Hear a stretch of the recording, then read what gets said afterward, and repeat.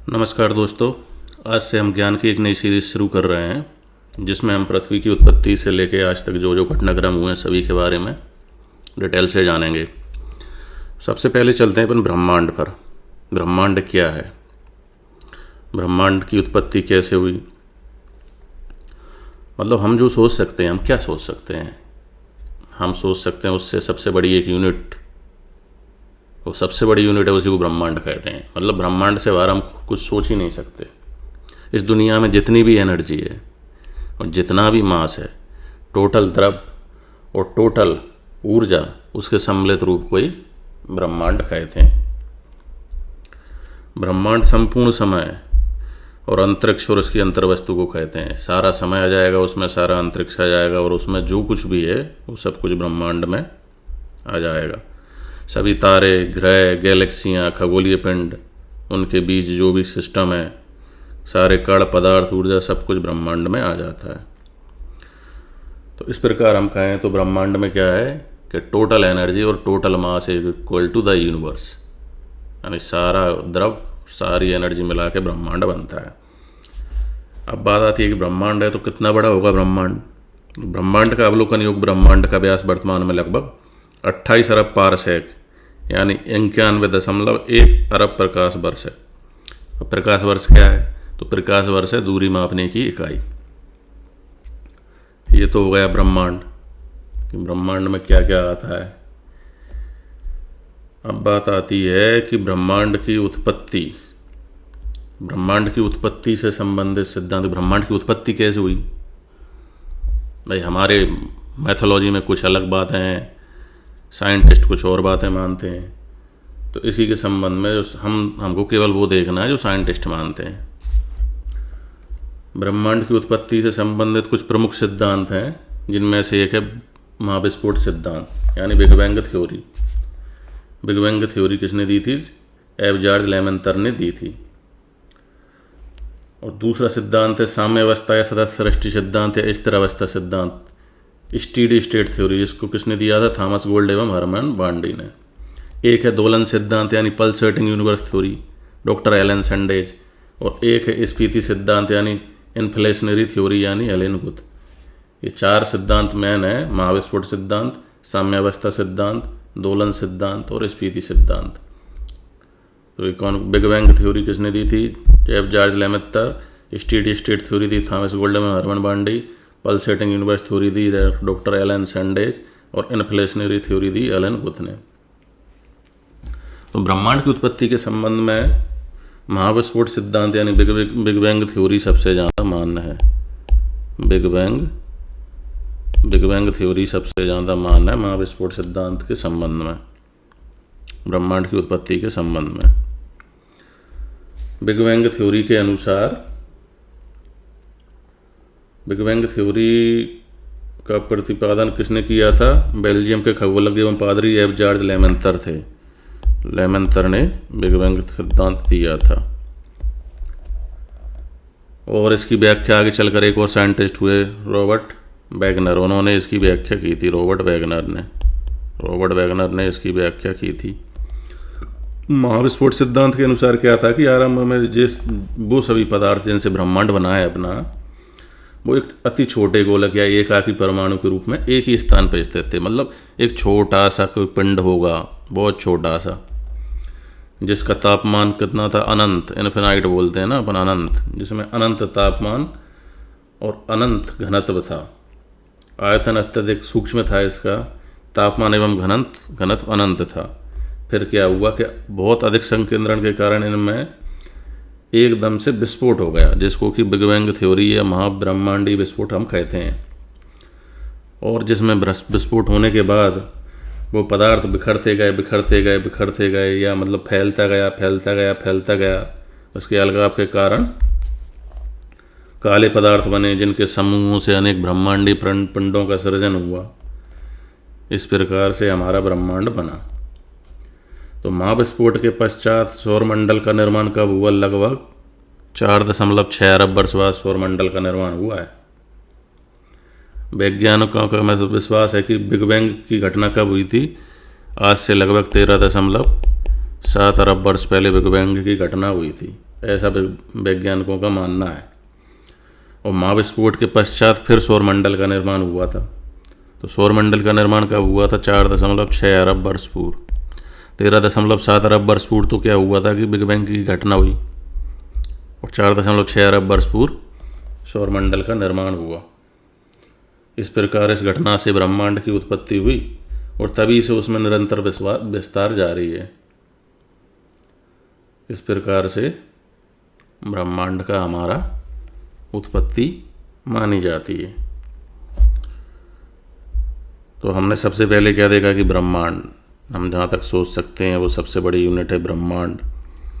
ब्रह्मांड द्रव और एनर्जी के टोटल सम्मिलित रूप को ब्रह्मांड कहते हैं। ब्रह्मांड की उत्पत्ति के सिद्धांत कौन कौन से हैं? Big bang theory, steady state theory, pulsating universe theory और इन्फ्लेशनरी थ्योरी। ये सारी थ्योरी ब्रह्मांड की उत्पत्ति से संबंधित हैं, जिनमें कि सबसे ज़्यादा मान्य किसको माना जाता है? बिग बैंग थ्योरी, महाविस्फोट सिद्धांत को सबसे मेन माना जाता है, जो कि 13.7 अरब वर्ष पूर्व वैज्ञानिकों का मानना है कि ये घटना घटी थी। और उसके बाद फिर सौरमंडल का निर्माण हुआ था, लगभग 4.6 अरब वर्ष पहले हुआ था।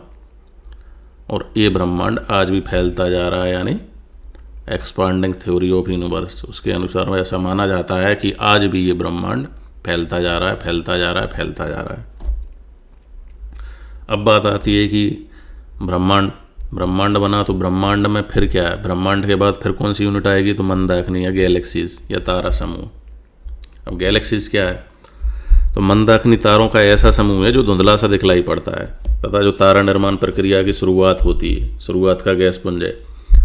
अब जो तारा बनेंगे, ब्रह्मांड से टूटा, विस्फोट हुआ, उसमें से ताराओं की निर्माण हुआ। तारा निर्माण प्रक्रिया में जो गैस पुंज बनता है स्टार्टिंग में, वही मंदाकिनी है। और हमारा ब्रह्मांड कितनी करोड़ों मंदाकिनियों से मिलकर बना है। हमारी पृथ्वी की भी एक मंदाकिनी है जिसमें हम रहते हैं, या हमारी पृथ्वी है, जिसे दुग्ध मेखला या आकाशगंगा कहते हैं। और इस हमारी जो मंदाकिनी है उसका अब तक ज्ञात कितना 80% भाग सर्पिलाकार है। ये हमारी मंदाकिनी दिख रही, ये सर्पिलाकार है, इसका 80% भाग सर्पिलाकार है। सबसे पहले किसने देखा इसको के मंदाकिनी को? तो सबसे पहले गैलीलियो ने देखा था। और अब आती है कि मंदाकिनी या हमारी जो है मिल्की वे दुग्ध मेखला के सबसे पास की मंदाकिनी कौन सी है? तो उसका नाम है देवयानी। और अभी अभी जो सबसे नई खोजी गई मंदाकिनी कौन सी है, ये गैलेक्सीज कौन सी है? तो ड्वार्फ मंदाकिनी। इतने सारे पॉइंट हमने मंदाकिनी के बारे में देखे कि जो तारों का ऐसा समूह है जो धुंधला सा दिखाई पड़ता है, जो तारा निर्माण प्रक्रिया की शुरुआत का गैस पुंज है, ये तो हो गया मंदाकिनी। हमारा ब्रह्मांड करोड़ों मंदाकिनियों से मिलकर बना है। और हमारी पृथ्वी की भी एक मंदाकिनी है जिसको दुग्ध मेखला या आकाशगंगा कहते हैं, या मिल्की वे, उसका 80% हिस्सा सर्पिलाकार है। और इस मंदाकिनी को सबसे पहले किसने देखा था? गैलीलियो ने देखा था। और आकाशगंगा की सबसे नज़दीकी मंदाकिनी देवयानी है, और नवीनतम मंदाकिनी ड्वार्फ मंदाकिनी है। तो हमने 2 पॉइंट तो देख लिए, एक ब्रह्मांड देख लिया, ब्रह्मांड से करोड़ों गैलेक्सीज बनी, 2 पॉइंट हमने देख चुके हैं। अब हमारी आकाशगंगा या मिल्की वे जिसको कहते हैं, आकाशगंगा असंख्य तारों का समूह है जो स्वच्छ और अंधेरी रात में आकाश के बीच से जाते हुए अर्धचक्र के रूप में और झिलमिलाती सी मेखला के समान दिखलाई पड़ती है। दिख रही? अर्धचक्र के रूप में। भारत में ऐसे क्या क्या कहते हैं? मंदाकिनी भी कहते हैं, स्वर्णगंगा, स्वर्ण नदी, सुर नदी, आकाश नदी, देव नदी, नागबीथी, हरिताली आदि भी कहते हैं। ये तो कभी आपके हिंदी में भी आ सकते हैं। अगर हिंदी में भी आ जाए तो ये सब पर्यायवाची कभी पूछ सकते हैं। अब बात आता है निहारिका। तो मंदाकिनी में पाए जाने वाले धूल के बादलों को निहारिका कहते हैं। मंदाकिनी में क्या है? धूल के बादल भी पाए जाते हैं, उनको अपन निहारिका कहते हैं। निहारिका एक ब्रह्मांडीय नर्सरी होती है जहाँ तारों का जन्म होता है। मतलब इसको आप ब्रह्मांडीय नर्सरी भी कह सकते हैं, जहाँ तारों का जन्म होता है। सभी तारों का जन्म निहारिका से होता है, सिर्फ कुछ दुर्लभ अवसरों को छोड़ के। मतलब ज़्यादातर तारे क्या है, उनका निर्माण कहाँ होता है? निहारिका में होता है। तो आपने ब्रह्मांड देख लिया, गैलेक्सीज देख ली, और गैलेक्सीज के बाद निहारिका देख लिया है। अब एक छोटा सा एक टॉपिक और है इसी में कि ब्रह्मांड के संबंध में जांच हेतु बहुत सारे अपने रिसर्च चल रहे हैं, बहुत सारे रिसर्च किए जा रहे हैं कि ब्रह्मांड के संबंध में और अलग जांच के लिए। तो ब्रह्मांड के रहस्यों को जानने के लिए 30 मार्च 2010 को European centre for nuclear research एक है संस्था है CERN, उन्होंने जनेवा में पृथ्वी की सतह से 50 से 175 मीटर, मतलब 50 से 175 मीटर नीचे पृथ्वी की सतह से, ये कौन सी संस्था है? CERN संस्था है ये, जिसका फुल फॉर्म है European centre for nuclear research. इन्होंने क्या किया कि ब्रह्मांड के रहस्यों को जानने के लिए इन्होंने एक प्रयोग किया। कब किया? तो कभी पूछ ले तो 30 मार्च 2010 को इन्होंने एक प्रयोग किया था CERN ने, जनेवा में। कहाँ किया था? जनेवा में। जनेवा में इन्होंने पृथ्वी की सतह से 50 से 175 मीटर नीचे 27.36 किलोमीटर एक लंबी सुरंग बनाई इन्होंने।